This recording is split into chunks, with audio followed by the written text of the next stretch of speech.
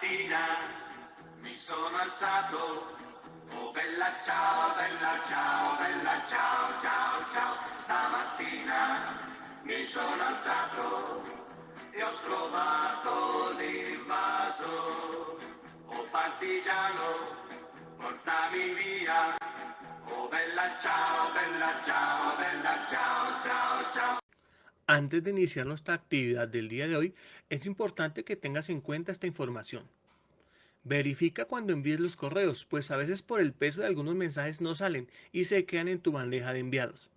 Siempre contesto los correos lo antes posible.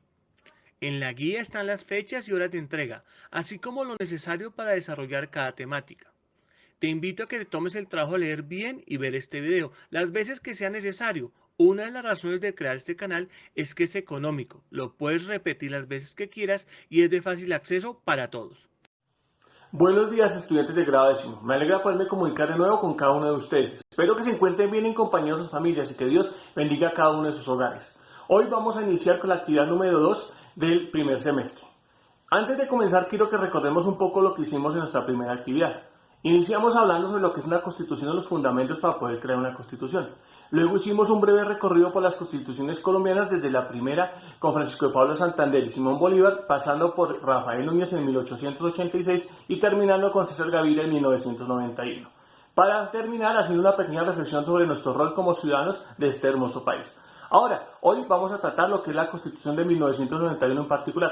Vamos a ver sus principios, sus fundamentos y cuáles fueron los principales cambios que le trajo al mundo. Los invito a que juntos trabajemos para conocer más sobre nuestra nueva Constitución. En la presidencia de Virgilio Barco se negoció la desmovilización de varios grupos guerrilleros, entre ellos el M-19.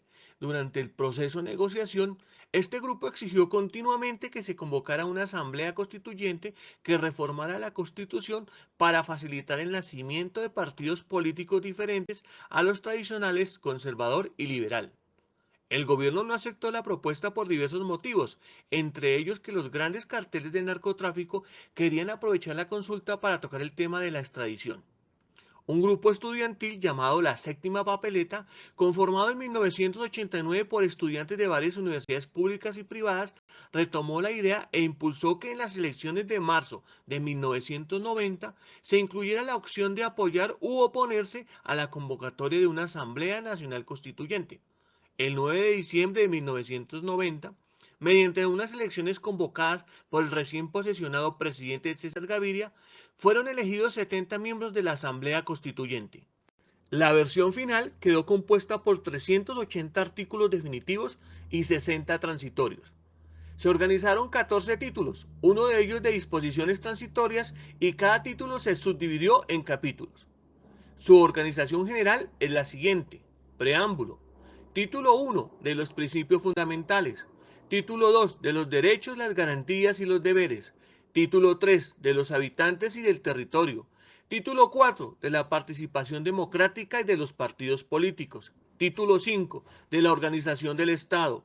Título 6 de la rama legislativa. Título 7 de la rama ejecutiva. Título 8 de la rama judicial. Título 9 de las elecciones y de la organización electoral.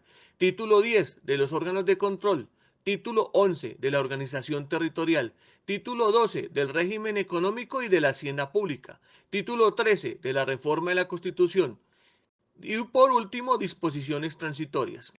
Teniendo en cuenta lo anterior y bajo el marco de nuestra Constitución, nos encontramos en una democracia participativa, entendida como aquella en donde se tiene en cuenta la voz y el voto de cada uno de sus ciudadanos habilitados para sufragar según las leyes colombianas. Es una forma de democracia en la que se tiene mayor participación en la toma de decisiones políticas que la que otorga tradicionalmente la democracia representativa, lo que nos lleva a pensar qué es ser un ciudadano. El término ciudadano es un concepto político-jurídico aplicado a cualquier persona que pertenece a una nación específica. La ciudadanía es el ejercicio de los derechos y deberes civiles, políticos y sociales establecidos en la Constitución de un país. También puede definirse como la condición del ciudadano, individuo que vive de acuerdo con un conjunto de estatutos pertenecientes a una comunidad política y socialmente articulada. Una buena ciudadanía implica que los derechos y deberes estén interconectados y el respeto y cumplimiento de ambos contribuyen a una sociedad más equilibrada y justa. De allí la importancia de tener en cuenta que así como tenemos nuestros derechos, entendidos como todos los mecanismos legales que protegen al individuo, y también tenemos nuestros deberes, obligaciones que se deben cumplir para poder ejercer los derechos. El equilibrio entre estos dos permite mantener un orden y tener buenas relaciones para legitimar el concepto de Estado. La Constitución nos muestra que la mentalidad del Estado social colombiano siempre ha querido luchar y proteger la dignidad del pueblo, asimismo facilitar su modo de vida. Lastimosamente, es notorio que la mayoría de estas palabras tan solo están escritas y no son cumplidas, y que de ser así nuestra forma de vida sería mucho mejor. Como nos hemos dado cuenta, la Constitución de 1991 es bastante compleja e incluso cuenta con textos demasiado largos y difíciles de comprender. Ahora, más allá de esta discusión, lo que tenemos que tener claro es la relación entre los derechos y los deberes. Porque como ciudadanos nos hemos vuelto expertos en reclamar nuestros derechos, pero poco dados a cumplir los deberes. Una civilización como la nuestra debe pretender tener un equilibrio entre lo que es el derecho y el deber. Tener claro a qué tengo derecho, pero también a qué me debo comprometer entre mis deberes. Ahora, de esta Constitución también llegaron una serie de instituciones y modificaciones que son importantes que tengamos en cuenta. A continuación vamos a ver algunas de ellas. Tras varios días de redacción en el Instituto Caro y Cuervo de Bogotá, el 4 de julio de 1991 fue presentada la Constitución Política, que rige al país hasta nuestros días. Esta nueva carta política creó algunas instituciones, le quitó varios poderes al presidente de la República y trajo consigo muchos cambios. Entre ellos encontramos: se definió que Colombia era un Estado social de derecho y se crearon mecanismos para aplicarlo, como la tutela y la acción popular. Se prohibió el estado de sitio, que facultaba al presidente para legislar por medio de decretos con fuerza de ley. El sistema judicial se estableció como una rama autónoma del poder público. Se creó la Fiscalía General de la Nación. Se buscó consolidar la descentralización por medio de la votación popular de gobernadores y la participación de los territorios en el presupuesto nacional, además de permitir la autonomía regional. Se logró el reconocimiento de la multiculturalidad, tratamiento especial para los indígenas. Se dio apertura al sistema democrático, ya que se puso fin definitivo al bipartidismo. Se centralizó en el Banco de la República la emisión de la moneda, que antes era potestad del presidente. Se estableció el mecanismo de democracia participativa como el plebiscito, el referendo y la consulta popular. Se estableció un Estado laico y se dio el reconocimiento a distintas religiones a la católica. Y por último se creó la Corte Constitucional. Fruto de este proceso de participación surgen las acciones populares y mecanismos constitucionales para la protección de los derechos de los ciudadanos. Estos se ejercen mediante acción judicial y están establecidos para proteger una eventual o real pérdida, vulneración o amenaza de los derechos fundamentales consagrados en la Constitución política y, cuando fuere posible, restituir las cosas a su estado anterior. Entre ellos encontramos el derecho de petición. Es el derecho fundamental que tiene toda persona para presentar solicitudes respetuosas en términos comedidos ante las autoridades o organizaciones privadas que cumplen funciones públicas, para obtener de éste una pronta solución a lo solicitado. La violación del derecho de petición por parte de las autoridades o de particulares prestadores de servicios públicos puede conducir a que este derecho sea entutelado. El derecho de petición se encuentra consagrado en el artículo 23 de la Constitución Nacional y puede ejercerse por interés general o particular, petición de informaciones y formulación de consultas. El habeas corpus es un mecanismo para la protección del derecho a la libertad individual. Procede cuando alguien es capturado con violación de las garantías constitucionales o legales, o cuando se prolongue ilícitamente la privación de la libertad. El término para su resolución es de 36 horas. El habeas data es el derecho constitucional que tienen todas las personas a conocer, actualizar y rectificar las informaciones que hayan sido recogidas sobre ellas en bancos de datos y archivos de entidades públicas y privadas. La acción de tutela procede para la protección inmediata de derechos constitucionales fundamentales cuando estos resulten vulnerados o amenazados, ya sean por autoridad pública o particular. No procede cuando existan otros medios de defensa judicial, salvo que se utilice como un mecanismo transitorio para evitar un perjuicio irremediable. La acción popular Es un mecanismo judicial encaminado a la protección de los derechos e intereses colectivos para evitar el daño contingente, hacer cesar el peligro, la amenaza, la vulneración o agravio y, de ser posible, restituir las cosas a su estado anterior. Además, encontramos otros mecanismos que, aunque pueden ser considerados de menor importancia, tienen validez y están amparados por nuestra Constitución. Entre estos están las quejas. Es la manifestación que se realiza ante las autoridades sobre las conductas irregulares de servidores públicos o particulares que ejerzan funciones públicas, administren bienes del Estado o presten servicios públicos. Deben ser resueltas dentro de los 15 días hábiles siguientes a su presentación. Los reclamos, cuando se anuncia a las autoridades la suspensión injustificada o la prestación deficiente de un servicio público. Manifestaciones.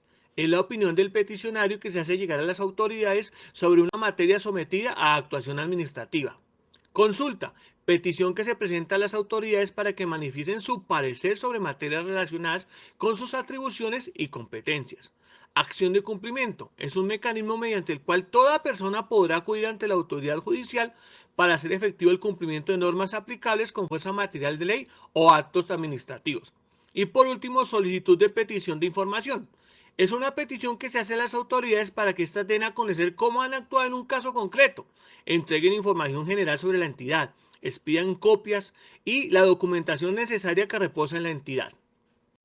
Hoy, cuando han pasado casi 30 años de esta Constitución, se han destacado sus logros al poner fin al estado de sitio y a un sistema político bloqueado y permitirnos gozar de un Estado social de derecho, una democracia pluralista con gran énfasis en la protección de los derechos fundamentales y las libertades civiles. La tutela permitió hacer efectivos estos derechos al admitir la conexión del ciudadano con el Estado. Creó varias instituciones, como la Fiscalía General de la Nación, la Defensoría del Pueblo, la Corte Constitucional y la Junta Directiva del Banco de la República. También hay que destacar sus falencias, especialmente en materia de control político por parte del Congreso, la ineficacia y lentitud de la justicia y la tímida descentralización, temas sobre los cuales se han aprobado recientemente algunas reformas y se anuncian otras, lo que sumado a la corrupción y las grandes oligarquías perpetuadas en el poder que no han permitido que la Constitución termine siendo más efectiva y responda a las verdaderas necesidades que tiene nuestro país. De allí la importancia de la participación de los estudiantes en la vida política de Colombia, iniciando por los gobiernos escolares, donde a partir de la voz y voto de ustedes se buscan conocer sus opiniones, alternativas y posiciones frente a las problemáticas en las instituciones educativas.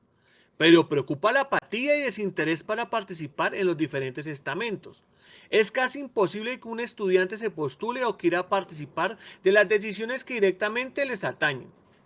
Esta situación es el reflejo de lo que sucede en Colombia, o cómo se explica que un presidente sea elegido con aproximadamente 10 millones de votos en un país con más de 40 millones de ciudadanos. Soy consciente que la corrupción, la violencia y la desigualdad nos están acabando, pero más allá de estas problemáticas está nuestra indiferencia y apatía para participar. Nos hemos vuelto buenos para quejarnos, para pedir sin ningún esfuerzo, para lamentarnos somos muy buenos, para criticar, pero poco o nada nos importa proponer. Por eso, quiero invitarlos a que como jóvenes que en poco tiempo tendrán una responsabilidad social con sus familias, amigos y país, a que actúen con iniciativa, con firmeza en sus ideales, y si no van a generar soluciones, por lo menos no sean parte del problema. Para terminar, es importante que tengamos en cuenta que la Constitución no puede volverse un libro olvidado en las bibliotecas o en Internet.